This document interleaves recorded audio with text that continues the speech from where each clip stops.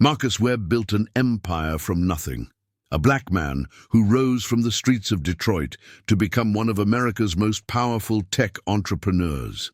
At 52, his wealth is immeasurable, but his personal life remains fractured. 20 years ago, his daughter Amara disappeared from his custody during a custody battle with her mother. The authorities found nothing. Marcus never recovered. 20 months ago, he hired Elena, a quiet woman in her late 20s who works as a housekeeper and personal assistant in his Atlanta mansion.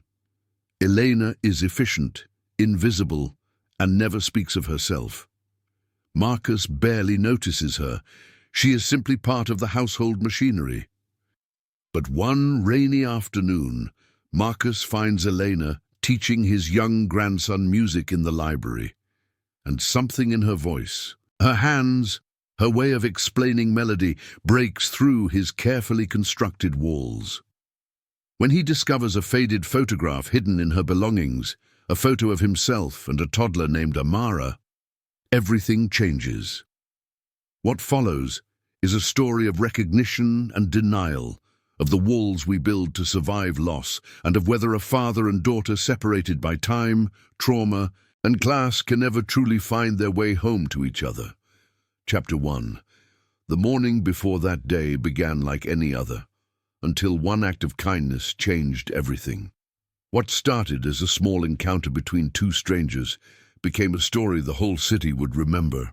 The rain came heavy that morning in Atlanta, the kind that drums against windows and makes the world feel smaller. Marcus Webb stood in his study on the 42nd floor, watching the city dissolve into grey.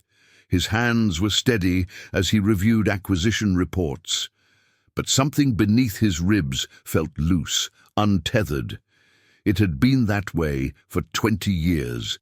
His grandson, David, was visiting, a bright 9-year-old with his mother's laugh and his grandfather's architectural mind.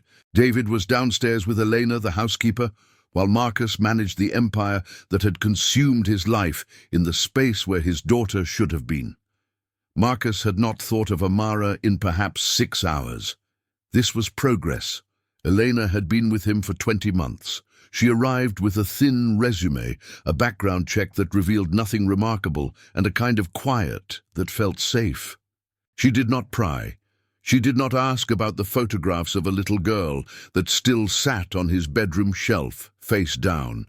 She simply existed in the spaces between his days, making sure the coffee was hot and the mansion ran like clockwork. He paid her well. She asked for nothing. The intercom buzzed. It was Marcus's assistant, Patricia, calling from the office downstairs in the same building. "Marcus, the soul call is pushing to 3. They're asking if you'll make it." "Tell them I'll call back," he said. "I'm with David today." A pause. "The nanny can. Tell them I'll call back." Marcus set the phone down. The papers in front of him blurred. He had learned after 20 years that success could fill some of the spaces, but never the central one. The one shaped like a daughter named Amara, who would now be 27, whom he had not seen since she was 7 years old. Downstairs, Elena sat at the piano in the library with David. She had been a music student once, something Marcus had glimpsed in a conversation months ago when David asked if anyone in the house knew how to play. She had hesitated, then nodded. Since then, David asked for her every afternoon. Elena's hands moved across the keys with an ache that seemed to come from somewhere deep. She was teaching David a piece by Debussy, showing him how to let his fingers follow the water-like melody rather than fight it. Her voice was soft as she spoke, barely above the rain outside.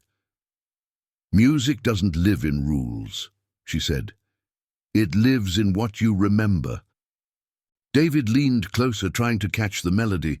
Elena's face, in the grey afternoon light, held a tenderness that made her seem suddenly visible.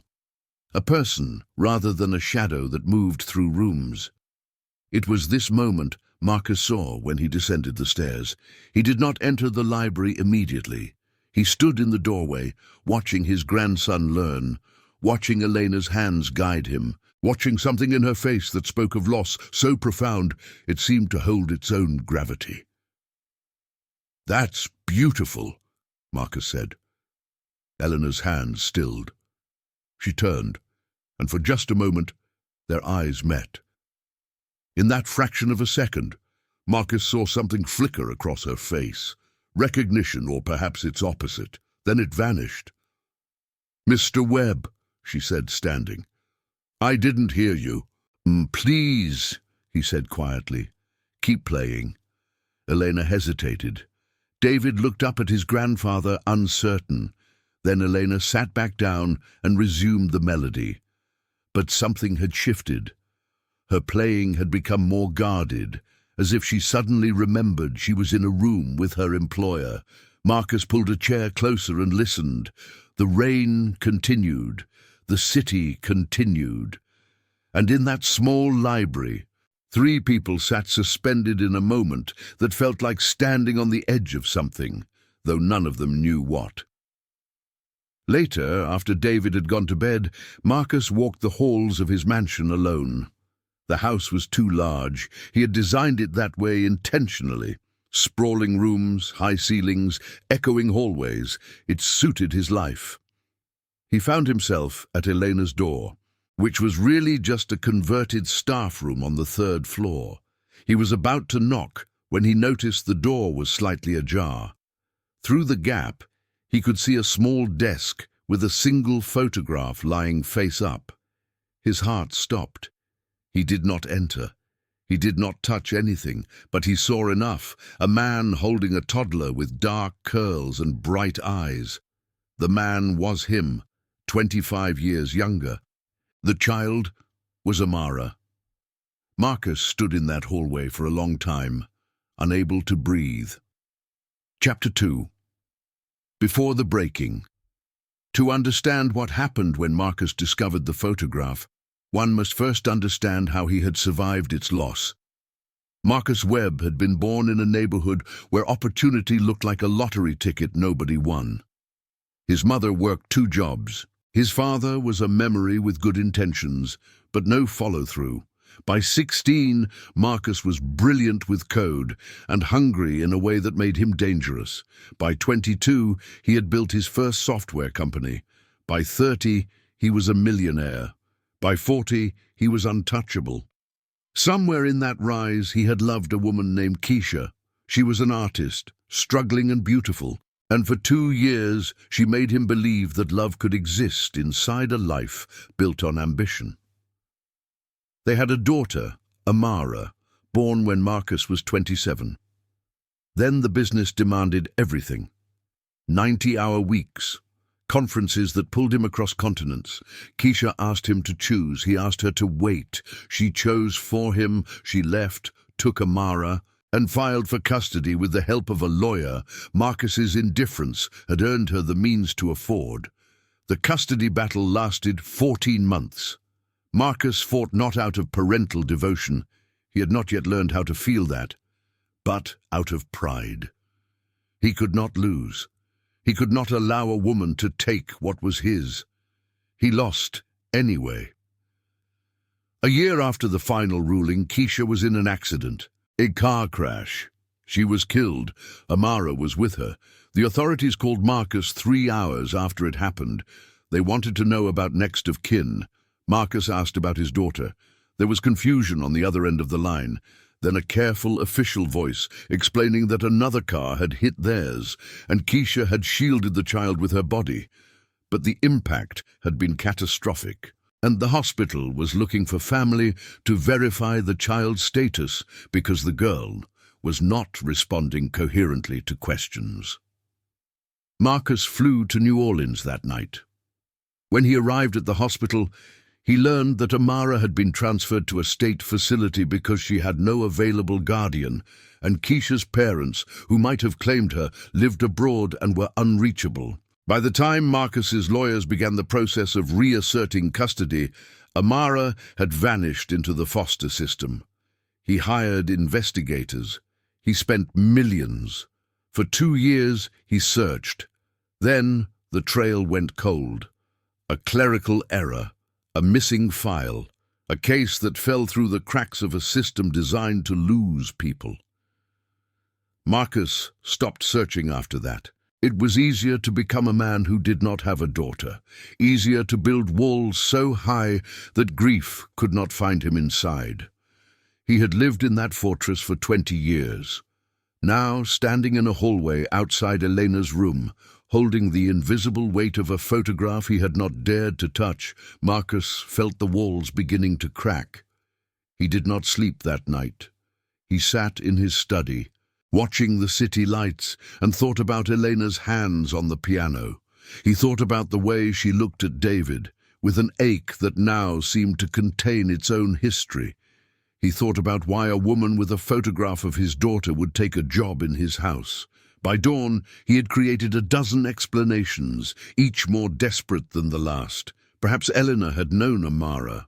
Perhaps she had been given the photograph by someone who did.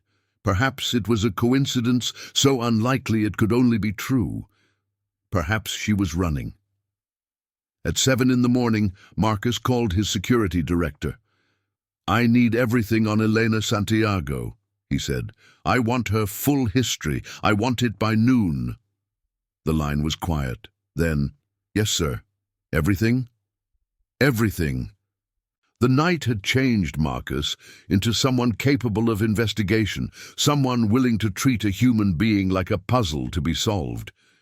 He did not recognize himself, but he kept walking forward anyway, because the alternative was to never know, and he could not survive that again. Chapter 3. The servant's silence. Elena knew something was different the moment Marcus entered the kitchen that morning. She had been making breakfast, strong coffee, fresh fruit, the way he preferred it, when he appeared in the doorway in yesterday's clothes. His eyes were rimmed with exhaustion. He looked at her the way a man looks at something he cannot quite believe exists. "Good morning, Mr. Webb," she said, keeping her voice level. He did not respond immediately. He simply stood there, studying her face, as if trying to solve something written there in invisible ink. "Elena," he said finally, "tell me about yourself." It was not an unusual question.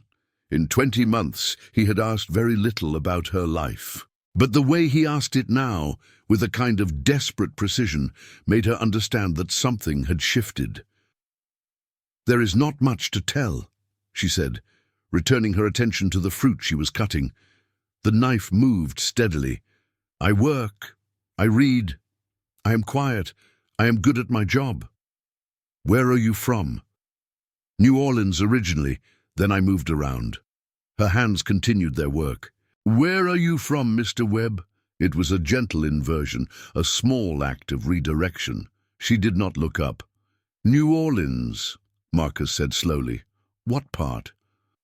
"The poor part, like all the parts that matter," Elena said. She finally met his eyes. "Is there something you need me to do differently?" There was a challenge in her voice now, a hardness that hadn't been there before. It was the voice of someone who understands they are being examined and is deciding whether to stay still or run. Marcus wanted to ask her about the photograph. He wanted to know when she was 7 years old and saw a man holding a toddler with dark curls, why she would save that image. He wanted to know her name before Eleanor. He wanted to know if she remembered the smell of his cologne or the sound of his voice reading her a bedtime story she had been too young to understand. Instead, he said, "No, everything is fine." Eleanor turned back to the fruit, and Marcus left the kitchen, but he had seen her hand tremble when she cut. The day moved slowly. Marcus received his security report at noon, a file thin enough to suggest deliberate erasure. Elena Santiago had arrived in Atlanta 18 months before Marcus hired her. Before that, the records simply stopped. No birth certificate in that name, no social media history, no family listed. It was as if she had been invented at the moment she appeared in his city, which meant she was either running from something or building towards something. Either way, she knew who she was before becoming Elena. Marcus called his investigator back. I need you to cross-reference missing persons reports in New Orleans from 1997 to 2000. Look for a girl named Amara Webb or Amara Sinclair, her mother's name. There was a pause. Then, "Sir, that is a very specific request." "I'm aware." The investigator called back in 3 hours. There was no missing persons report for Amara Webb or Amara Sinclair, but there was a note in a closed adoption file, sealed by request, indicating that a child matching that description had been placed with a private family in New Orleans in 2000. The adoption had been finalized, and the child's records had been changed. Sealed records, closed file, a name that had been erased. Marcus sat very still, holding this information like a live coal in his hands. That evening, Elena moved through the house in her usual way, silent, efficient, invisible. She prepared dinner. She set the table. She did not meet his eyes. When David arrived with his mother, Elena excused herself quietly, claiming a headache, but Marcus saw her pause in the hallway, watching David play in the living room. He saw her hands clench and unclench at her sides.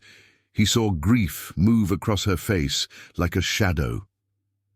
At the end of dinner, David asked, "Where is Elena? I wanted to show her the song I practiced." "She is not feeling well," Marcus said carefully. "Perhaps tomorrow." But Marcus made his way to her room after the house was quiet. He stood outside her door, not entering, not violating, and listened. He could hear her crying, the sound so quiet it might have been imagined, the sound of someone who had learned how to grieve without being heard. Comment where you're watching from. I want to see how far these stories of hope and redemption can travel. Chapter 4. The Truth in Small Pieces. Elena knew she had to leave. She had always known this moment would come. It was why she had decided to take the job in the first place. A calculated risk, an experiment in proximity. She had wanted to see him just once, without being seen. She wanted to understand the man who had abandoned her in every way that mattered. Instead, she had watched him learn to love his grandson. She had heard him speak to his business partners with kindness she did not think him capable of. She had seen him stand in the library doorway and look at her the way a person looks at a ghost. Now, in the darkness of her small room, Elena understood that the risk had become too large. She began to pack methodically. The few clothes she owned, the books she had collected, the photograph she had hidden for months. She was going to leave in the morning, drive north, change her name again, disappear back into the system that had learned to hide her so well. She did not hear Marcus enter. She simply became aware that he was there, standing in her doorway, holding a sealed file from a New Orleans courthouse. "How did you get that?" Elena asked, not turning around. "I have resources," Marcus said quietly. "I have had 20 years to learn how to find people." Elena turned to face him. In the lamplight, without the careful mask she wore, she looked suddenly younger and terribly old at the same time. "You should not have looked," she said. "Tell me," Marcus said. "Please, tell me who you are." Elena sat on the edge of her small bed. She looked at her hands for a long moment, as if they belonged to someone else. "I am Amara," she said finally. "I was 7 when the accident happened. Your daughter was technically dead for 3 minutes before they brought me back. My mother died protecting me. I woke up in a hospital, and you were not there. The social workers said you were coming, but you never came. By the time you arrived, the system had already moved me." Marcus could not breathe. He gripped the doorframe. "I spent 3 years looking for you," he said. "I spent millions. I never stopped." "I know," Elena said. She finally looked up at him. "I found the court records when I was 18. I saw everything. The search, the lawyers, the notices sent to addresses you no longer lived at. You stopped looking in 1999. I was 12 years old." The words fell between them like stones. I could not find you, Marcus said. The trail ended. No one knew where you were. I was sitting in a classroom in Lafayette learning long division, wondering if my father even cared that I lived, Elena said. Her voice was steady, but it cost her something. I had a new name, new parents. They were kind, but they were not you. I spent 20 years wondering if you knew I survived. Marcus stepped into the room. He felt like a man walking through water, each movement taking impossible effort. How did you find me? He asked. I always could track you. You were not difficult to follow. You became famous. I watched you build your empire. I watched you give to charity and avoid your own grief by fixing everyone else's. And I watched you become a grandfather to a boy you loved openly, freely, in a way you never learned to love me. Amara stood up. I took this job because I needed to know if the version of you I hated was real, or if I had imagined him as a child. I needed to know if my abandonment had been carelessness or deliberate cruelty. Amara, Marcus said. His voice cracked on her name, the first time he had spoken it aloud in 2 decades. I did not abandon you. I was searching. You were searching until you were not, she said. And then you were just a very successful man who had forgotten he had a daughter. That is perhaps worse than deliberate cruelty. That is simple indifference, wrapped in the excuse of circumstance. She walked past him toward the door. I am leaving tomorrow. I will not make this harder for you. I will simply vanish again, and you can go back to your life. Marcus reached out, not to grab her, but to ask her to stay. Amara, wait. Please. I have spent 20 years not knowing if you were alive. Give me time to... To what? She asked without turning. To ease your conscience? To prove that you are not the person I have spent 20 years believing you to be? I am not here for your redemption, Marcus. I came to understand my own survival. Chapter 5. The Weight of Years. Marcus did not sleep that night. He sat in his study with the sealed court documents spread before him, reading the story of a search he had forgotten he had conducted. There was his signature on file after file. There was correspondence from investigators he no longer remembered hiring. There were notices of placement that he had apparently never received. There was a final letter, dated 1999, from a social worker explaining that the child had been successfully integrated into a private family structure and that the case was being closed in the best interest of the child. He had received that letter and believed it meant Amara was lost to him forever. He had closed that door because he could not bear to keep it open. It was the moment he had learned not to feel. But now, reading it again, he understood that the door had only been closed for him. Amara had remained on the other side of it, alive, growing, waiting, and eventually deciding to step through it herself.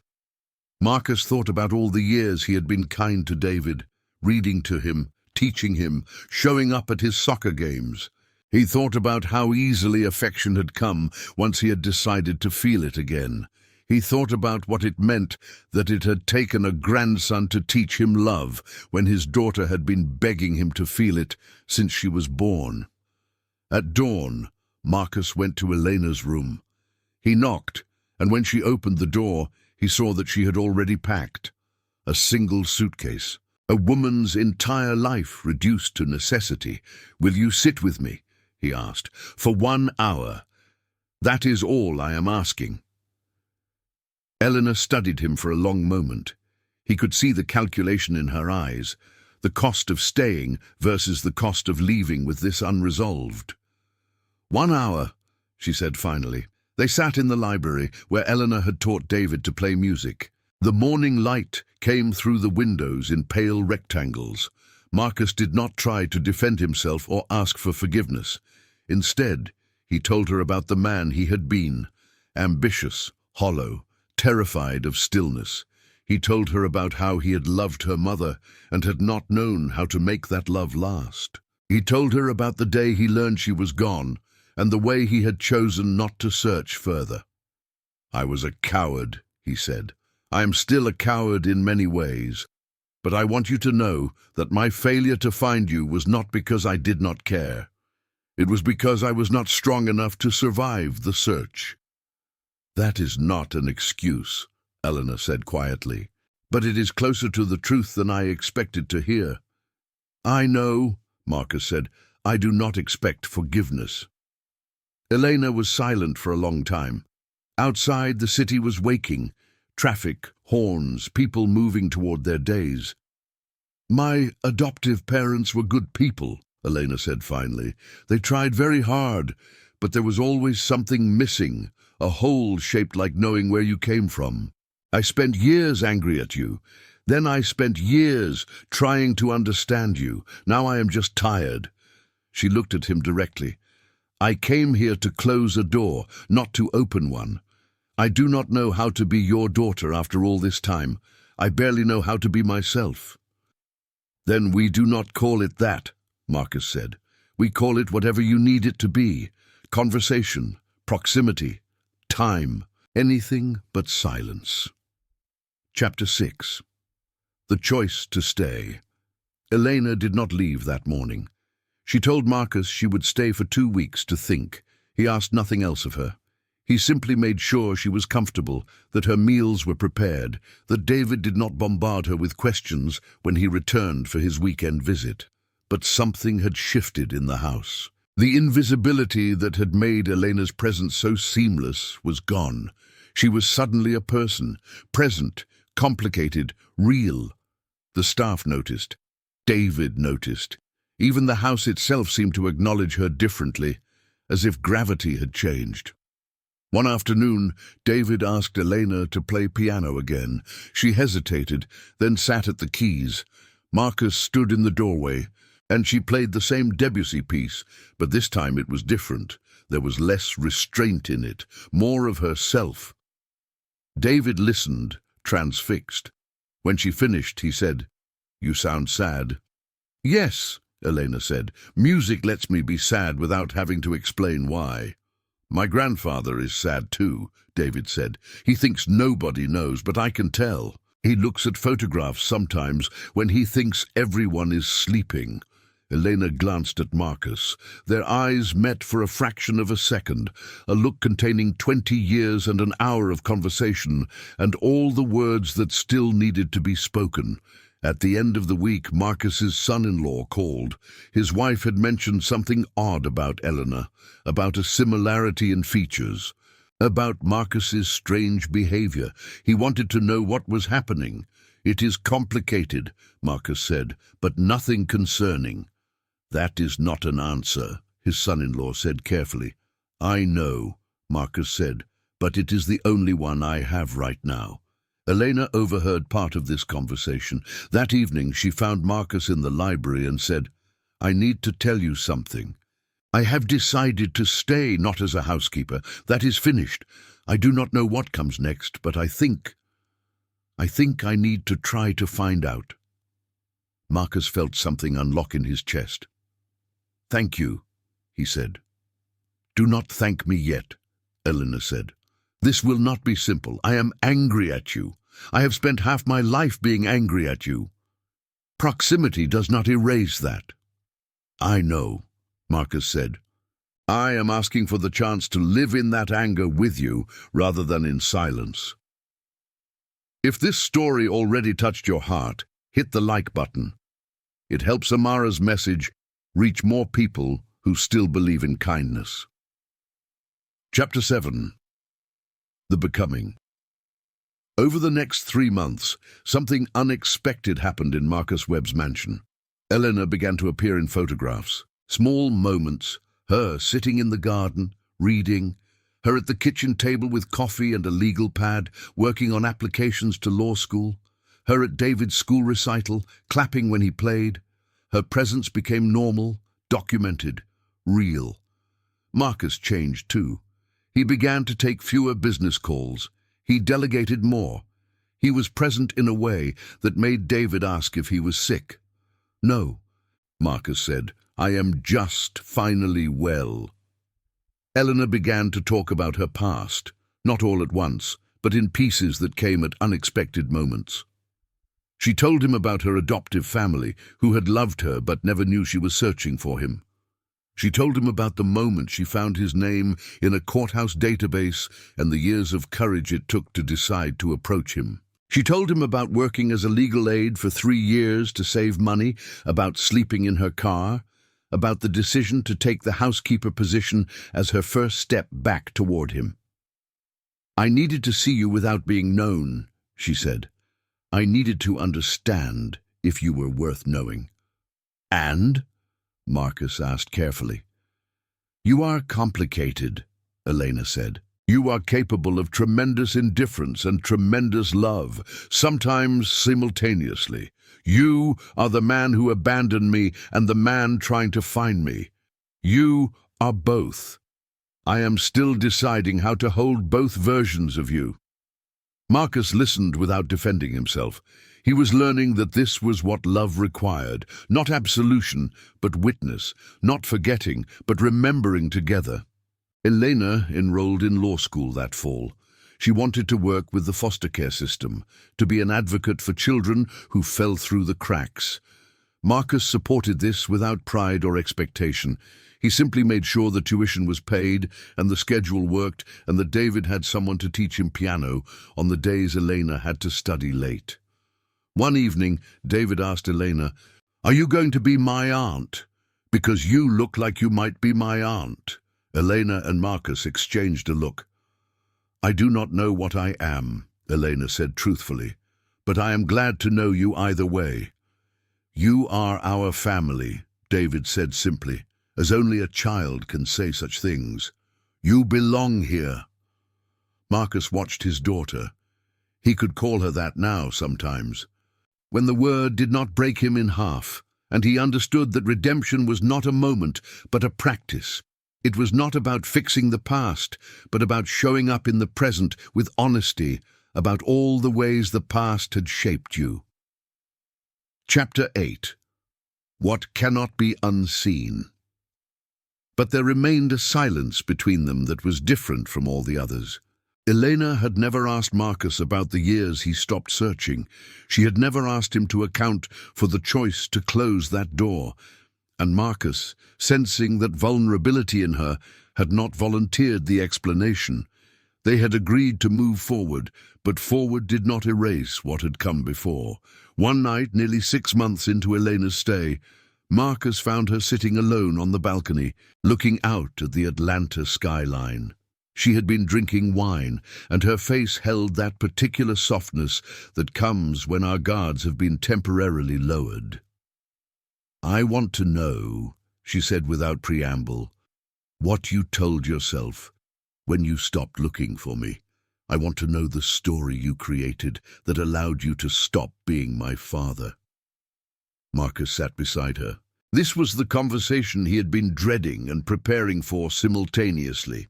"I told myself that you were safe," he said, "that the system had placed you with a family, and that staying involved would only hurt you further.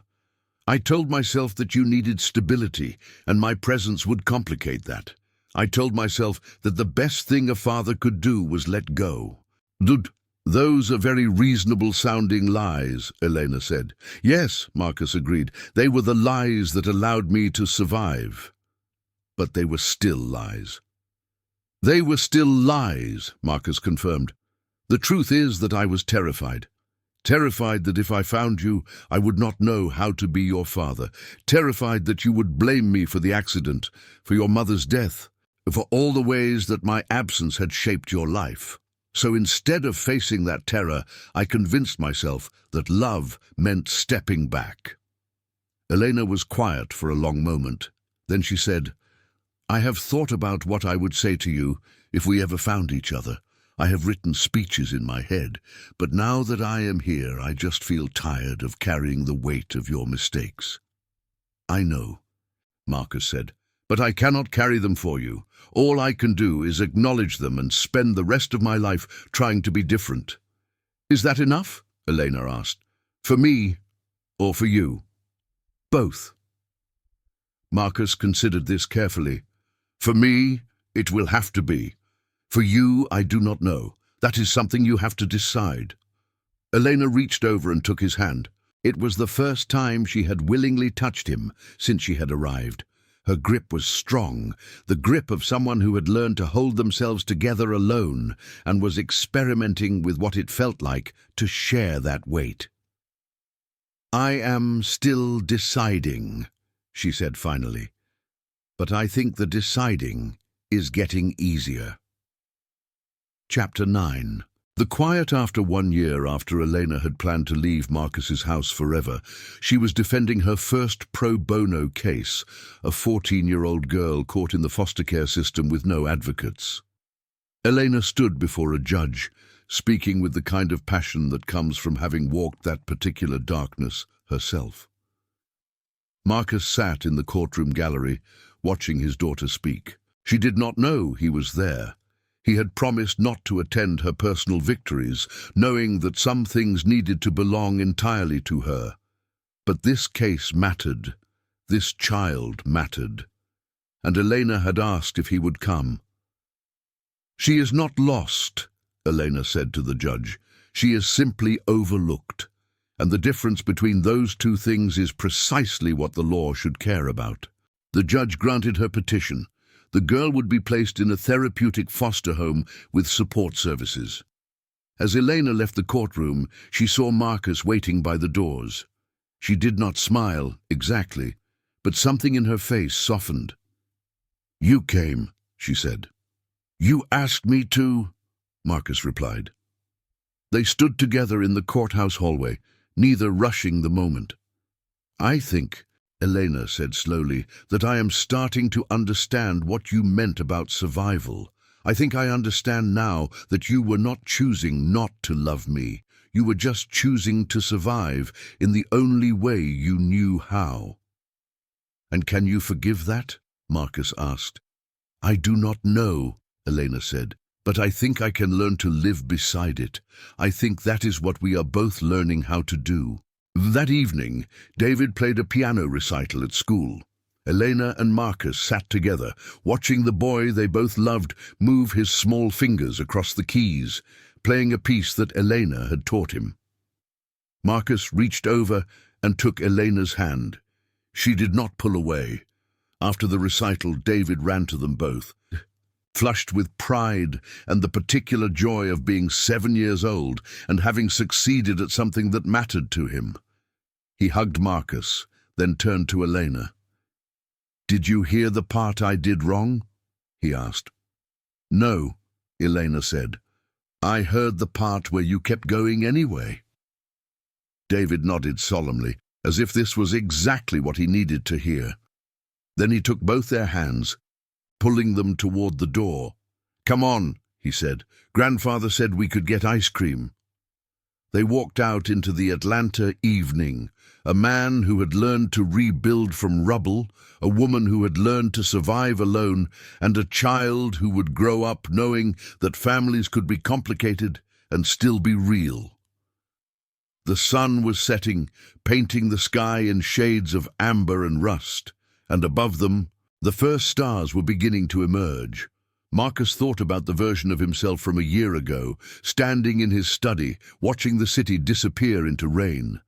That man would not recognize this version, weathered, uncertain, learning to live with rather than without. But perhaps that was what redemption looked like when it was honest. Not a return to innocence, but a movement toward presence. Elena thought about the girl she had been, the 7-year-old who had woken up alone in a hospital, the teenager who had learned that survival sometimes meant becoming invisible.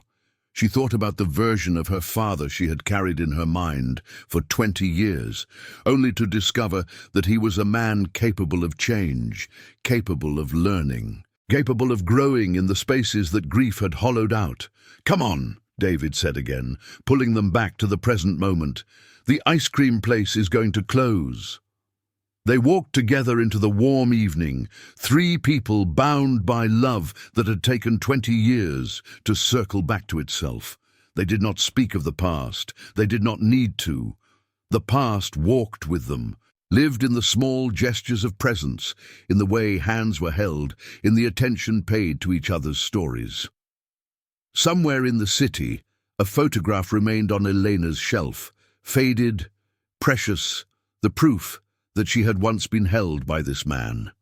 And somewhere else, in Marcus's study, the sealed court documents had been placed in an envelope marked with Elena's name, for the day when she might be ready to create her own testimony from the wreckage of official records. But tonight, there were no documents. There was only ice cream, and David's voice describing the best part of his recital, and Elena's laughter, genuine and unguarded for the first time in a long time. The rain that had fallen earlier in the week had washed the streets clean. The city smelled like petrichor and hope. And in the modest way that life continues, father and daughter and grandson made their way through Atlanta together, proof that redemption sometimes looks like three people learning that presence, simple, daily, steady, could be a kind of grace. Epilogue. Years later, when Eleanor had become a successful advocate for foster children and had chosen to share her story publicly, she would say something that stayed with the people who heard it. The greatest miracle in my life was not that my father found me. It was that we both learned that being found is sometimes just about deciding to stop running from each other, from ourselves, from the possibility that love can be complicated and still be real. Subscribe for more stories of compassion, courage, and second chances. Thank you for watching. Black Millionaire discovered his servant was actually his lost daughter. Reunion shocking. And remember, one act of kindness can rewrite a destiny.